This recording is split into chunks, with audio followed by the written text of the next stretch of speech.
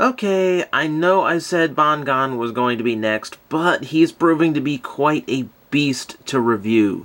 So while I figure out how to review him, let's go back to a current staple of mine, the Joint Gattais series. I'll be reviewing Shin Ken O in this video, but first, we're going to take a look at the Deca machines. Now, out of the series so far, these hold a pretty distinct advantage.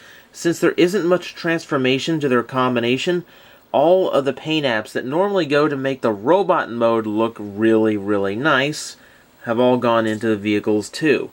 So they end up actually benefiting quite a bit, even though they don't quite do as much in the way of transforming and part rearranging, which isn't really a bad thing in this case. I mean, let's start with the Pat armor here. There's a lot of little details and paint added in here. It's all to make the robot mode look good, but hey, look. It actually does a very passable job of creating a little mini version of Deca Yellow's vehicle. You can see the sirens painted on. It's nice silver for lining the cockpit windows. Even the four tampoed in. Because there's nowhere to hide them away, there's a big fist sticking out the back. But you know what? Benefit of the universal joint system. Now, it's perfect. See? Not big deals. And the same goes for the Pat Signer. Now again, since it's the arm of Deca Ranger Robo, it's got a fist in the back which is removable for higher accuracy, and it's got a very nice load of paint apps on it to really make it stand out, even though it's a cheaper Legends class toy.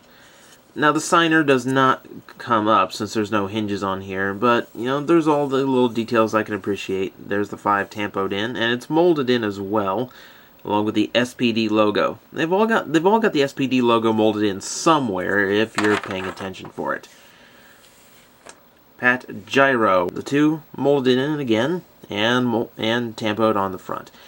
Now this one is a little bit bare compared to the previous two, but well, it forms a leg, so I really didn't expect it to have that much paint. Anyway, a lot of nice molded in details though. You've got a lot going on here on the sides, even though they really aren't shown all that much. This one's probably my least favorite of the batch, just because it looks a little bare and a little bit more uninteresting, being a block with wings on it. Or I guess actually turbines, aren't they? Oh well. VTOLs. I'm going with VTOLs on this one. I'm actually quite surprised how much I like the Pat trailer. I know, it's kind of neat how they figured out to engineer this as a full trailer without really, I don't know, differentiating from how it combines normally in the larger scale. You can see there is the Deca Ranger logo itself, which you can find molded in on a few of these. 3, again, yeah, SPD 3 molded in on the side. A lot of the molded detail is here represented very well. All the tires are painted, or at least molded black, depending on where they are on the toy. It all looks quite nice. I'm actually quite a fan of this. And because of the way this thing does transform, you can separate it and have a little Deca Ranger trailer here. And finally we have Pat Striker. Now, from what I remember, he's kind of squat, so this is a little bit odd. But everything is there, 6 wheels, though I wish the back tire was painted. The Deca Ranger logo, again, molded in on the top. SPD on the spoiler. SPD on the hood as well. It's all there. It's just a little scrunched down from what I remember from the show. I could be wrong. I mean, I'm not comparing it to the DX toys this time because that's kind of unfair to this. So, yeah, it does its job. That's Pat Striker. At least I can tell what it is. These are actually quite nice. Unlike most of the ones from this series, there really isn't any that are sacrificing to make the others look good. I mean, I could use a few more paint apps on Gyro, but aside from that, everything came out really nice. And with all that being said, Gattai Dekaranger Robo. and here in all his glory we have Deca Ranger Robo, fully realized in this legend-size form. Now, according to my new grid board, he's a hair over 6 inches tall, for everyone who keeps asking me just how big these things are. As you can see, Token. That's pretty much as universal as it gets as far as size comparison goes. Like I said before, the fact that all of his individual modes are painted so well does mean that his combined mode really stands out nicely. Of course, there are details that would be painted in on the DX version, but everything you need is here. He's represented very well. All the details on the girls' mechs blend in nicely and create a very dynamic look, as well as just enough detail on Gyro and Trailer here to really make him stand out. Of course, the new detail is the head. You can see the blue painted around to represent his visor, and the green eyes painted very nicely. Silver on the face, a lot of red on the helmet. More importantly, a fully detailed, very tiny Deca Ranger symbol right there. Because of the way his fists are handled, he actually does have wrist articulation, which doesn't sound like much, but when normally these things only have 2 points of articulation, you take whatever you can get. And you'd be surprised at how nicer the poses can look with just a bent wrist.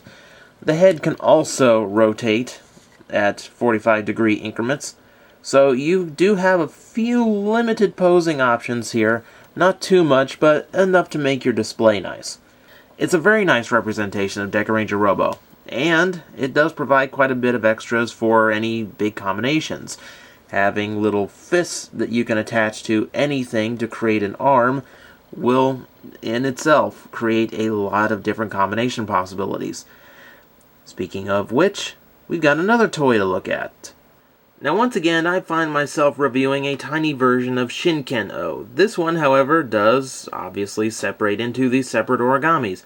Now, I will say right off the bat, these do not have emblem modes, nor would I expect them to at this price point. So, we're getting an abbreviated version of them. Let's start with Ryu Origami, who is one of those that kind of suffers for the gimmick of this line. He is a lot more short than he should be. You can see the emblem that's supposed to be represented here. I mean, if I could unclip this and clip it together again, this probably could form an emblem. There's a lot of paint going on here to make that work, so that's appreciated. I like that. Little emblem on the top. You can see the dragon head very nicely.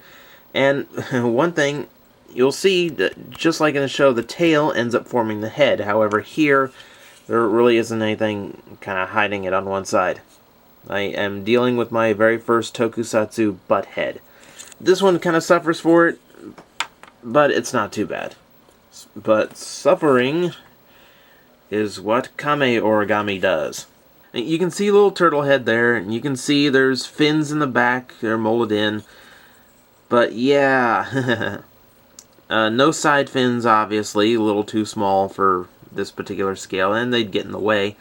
And of course the emblem has a wedge missing from it. Since there's no way of folding out a fist in this one, they just kind of left it bare. So it's a turtle with a giant fist sticking out of it. Now, of course, as I mentioned before, usually one suffers for this line, and it seems to be the turtle this time. Not that there was much to the turtle to begin with, though. So to simplify it any further, I don't think anyone would expect otherwise. Honestly, I think Ryu over there suffers a little bit more. Kuma Origami, on the other hand, seemed to come out pretty nicely. Again, a lot of paint apps on the sides so you can see the emblem even if it can't form it, and a little bit on the top as well. However, size-wise, everything seems to be okay here. I mean, you can see the bare head in full detail there, red eyes painted on, and you can even see the Shiba Clan logo molded into one of the legs. But there really isn't anything particularly bad or cheapened out on this. He looks really nice. So, bravo. Saru Origami. This is a little odd. Now, let me start off.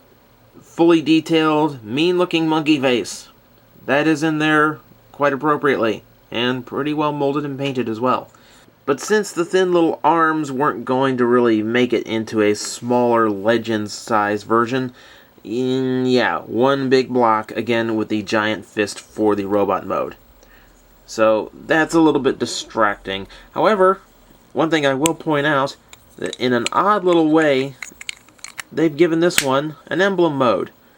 because everything does fit together very nicely into a little triangle. Of course, the head is sticking out, can't fold it down to complete the effect.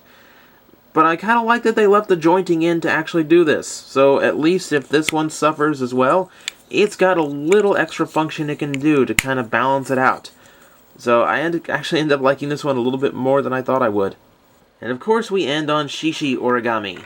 Now first off, the emblem does suffer because that's where the head's going to go. So rather than scratch up a bunch of paint, they left a lot of it bare. The molding is still there, so you can see the fire emblem, but it's really hard to make out without any extra black painted in. It's unfortunate, but understandable why they did it. Lion head molded and painted very nicely. The legs are a little weird. It's very hard to see in there, but the Shin Ken O emblem is present. And of course his scrawny, paper-thin legs in front and the back are properly represented here. I'm not comparing these to the DX version, so I'm not quite sure, how much is simplified here. It doesn't feel like he should have giant hips hanging out for a butt. He still doesn't look too bad, though. I mean, I can definitely tell who it is. The details are right. Even though there's some extra emblem bits here, since the transformation is vastly different. They did their best, so they're working with limited material here. But overall, not too bad. I mean, we do have some sufferers, but we also have some that really stand out. Overall, not bad. Alright, let's see if I can remember what year this was. Gatai Dekaranger Robo. Shin Ken O, united under Providence. Again. Yeah, this is looking familiar, isn't it? Now, altogether, they make a very passable Shin Ken O, and honestly, the proportions are very nice. I actually kind of like how this one looks. It's a lot closer to how it looked in the show and how the original toy looked, rather than the previous one I reviewed from the Super Robot Chogokin line. In fact, since so many people have already asked me to do it, since we do have a proper comparison now, they are much larger than the Chogokin line. But this does give you a chance to see just how many paint apps were changed and left off. While this one does have a more show-accurate paint job, it does not have the proportions that this toy has. And even though it paint that this toy lacks, all the details that you need are there. It is very recognizable as Shin Ken O. Giving you a good look at the head here, you can see the Shiba family crest, as well as all 5 origami shapes right there, as well as the chin strap to hold this big samurai helmet on. Now, only the front part of this is painted, but unlike the Super Robot version, it is not paper thin, so I'm not worried about breaking this one. Now, again, you're looking at basic articulation. The head does rotate, which is always a plus, since, mostly they can't do that. And forward shoulders. You don't have wrists this time, but you do have an elbow swivel in the right. And there's a feature on this I really like, which are sockets in the fists, which actually gives you quite an advantage, because if you have anything from a previous set that does look vaguely weapon-ish, you do have the option of weaponizing Shin Ken O, which is where that elbow joint now comes in handy, giving you some options, some poses, and a little bit of variety in weaponry. Granted, you do have to be creative with this, but it does work. And it does give him some playability, especially if you've already got more of these sets. And speaking of, these sets actually do interchange quite nicely, since they basically have the same color arrangement and, well, actually, part arrangement as well. For your Joint Gattai part collection, you do get a fair number of parts, and most of these are more solid chunks than the usuals, especially the arms here from Deca Ranger Robo. Though they do also have their own advantages, like, as I said, fists for larger combinations, as well as a few extra joints here and there, and a lot of extra sockets on the legs. So this is going to give you some extra playability options. And one thing I actually do like, there are a lot of extra sockets on the arms, which means the combinations can start getting just a little bit crazy and inventive. Now, again, this is something if you've got a lot of these going, and of course that's your reward for collecting these. The more you get, the more parts you have to play around. and the more insane your combinations can become. This is going to start getting a little bit nuts, just to put it mildly. If you're a more casual fan who's just looking for an individual toy and not really looking to collect a whole bunch from this line, Deca Ranger Robo is a very solid choice. If you are a collector of this line and you want something that gives you a lot of variety for adding parts to, Shin Ken O is going to be a great choice. Overall, both are very nice representations of the original toys and provide some nice options for your entire Joint Gattai collection. Of course, mine came from Hobby Link Japan, and yours should too. And now with these two out of the way, you know, these Joint Gattais so far have all been from modern Robos. Next time, I need to go a little bit more classic.